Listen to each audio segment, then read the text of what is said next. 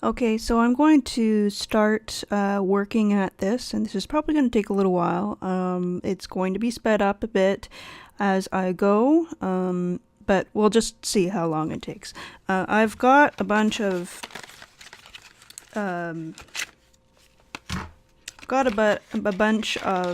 scratching tools. Oops.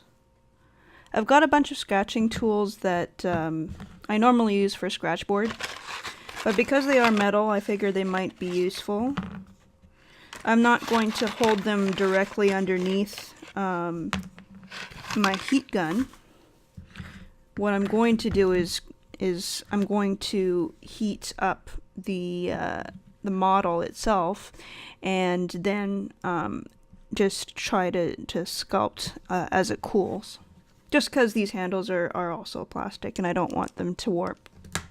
So let's see how things go, but before we do that, let's kind of play around with some of the support material and the raft, just to see how quickly the temperature change and how quickly heat will affect it. So I'm using a heat gun that's gonna go up to 300 on the lower setting and 500 on the upper setting. We're not going to need anything too hot, so I'm just going to use the lower setting in little fits and starts. So we'll see how things go.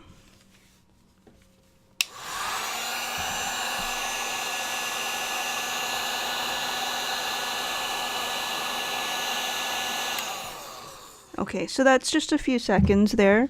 And I'm just going to probe this raft. It does feel kind of sticky. It definitely feels like warm friendly plastic or PCL.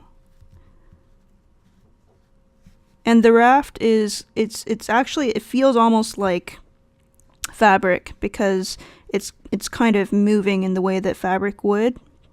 Just in terms of the nature of what this raft was. It's basically 4 layers of PCL kind of layered on top of each other. So it's pretty interesting, and it's interesting how fast it does melt. So I'll just have to keep that in mind. As for this tortoise, it's the outer walls are 1.2 millimeters thick, so not super thick. So that's something I'll have to keep in mind.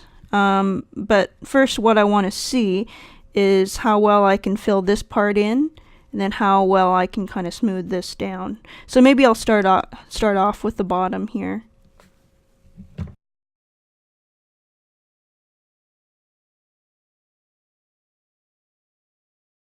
So what I learned here was that it helps to pat and smooth to reduce layer appearance, and it's important not to rush. You can work with some pressure, but avoid applying too much pressure on anything that isn't your actual sculpting tool, otherwise you're going to notice some warping.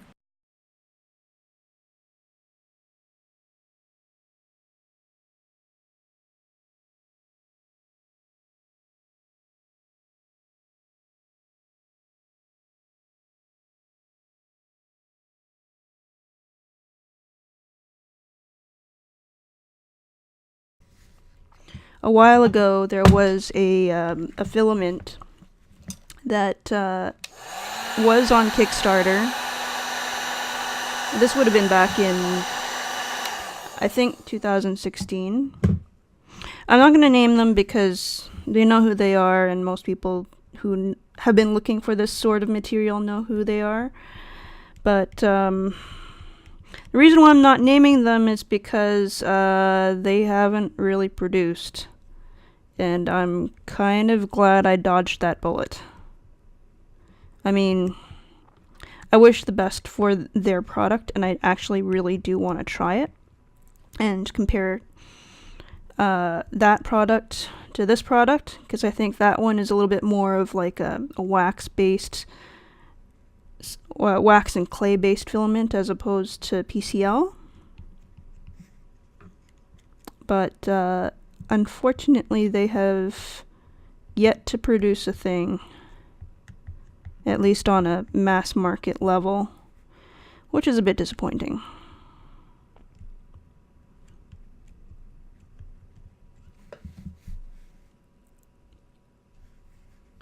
So I'm not being very careful here. I'm just kind of very broadly trying to smooth down my layers. And I'm coming to a fairly organic look here, which is not too bad.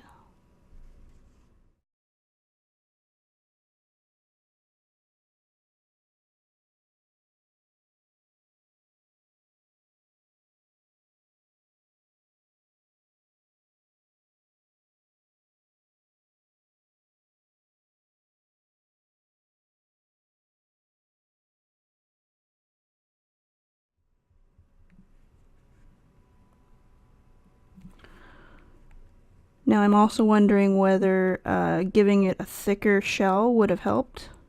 I mean, yes, it has a shell. The tortoise has a shell. But in terms of the print shell thickness, I think probably could have been maybe 50% or even 100% thicker. Just because I have low infill here. But I think we'll kind of end up with some interesting effects here as well.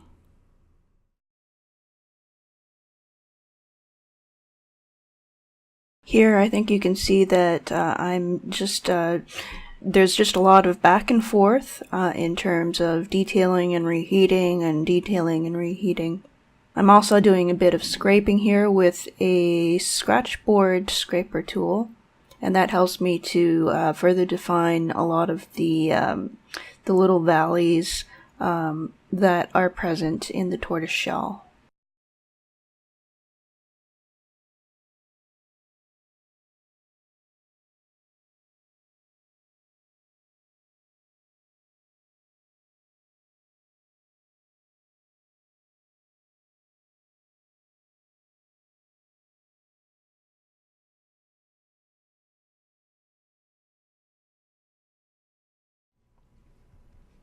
This is kind of suffering from me pushing down a bit too much and there not being anything to support the material underneath. There's a little bit of infill, but not a heck of a lot. So I think in the future I'll probably boost the infill, boost the shell thickness. Just give you an idea of what this looks like from the top.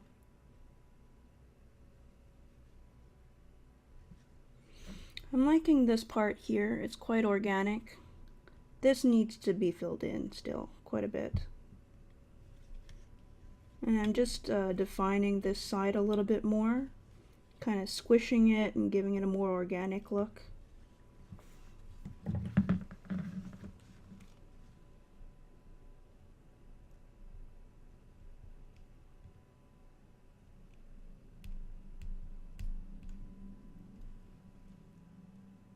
Trying not to mess up this detailing here. I've kind of been pressing on it a little bit, but that is all detailing that was there to begin with that I don't really want to lose. That's getting there. I mean, with my hands kind of filing this down, it's actually getting quite smooth.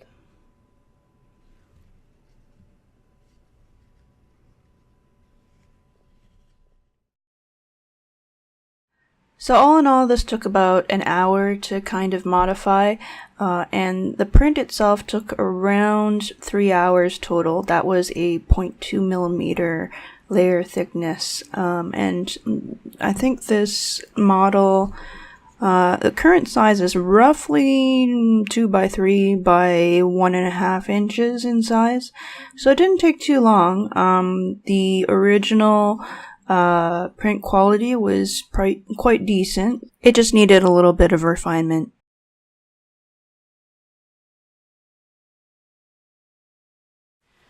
So a few notes.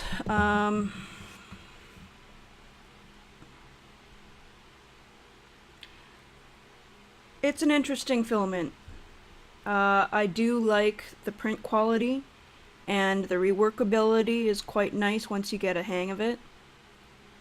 By no means is it a panacea in terms of 3D printing and sculptability. I would really wish to see a clay and wax filament at some point, but that's clearly not what this is.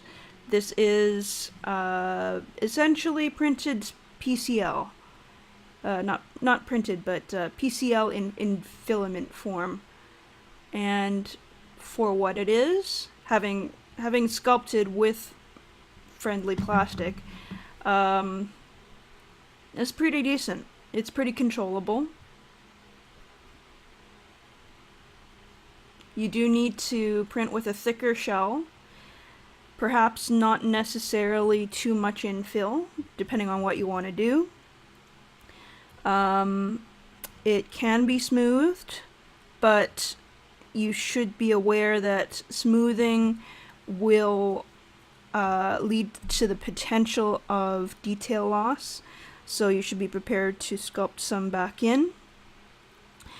A lot of the detailing is about controlling your temperatures and knowing when to press and smear versus when to poke and scrape. So I think that's about it. Pretty happy with this result. I will probably still keep at it, but that's where it stands. If you like this video, please be sure to subscribe and check out the Art Supply Problems blog in the doobly-doo below. You can also learn more about my work at florencechan.ca, and you can follow my Instagram there too. Thanks for watching. See you next time. Bye-bye.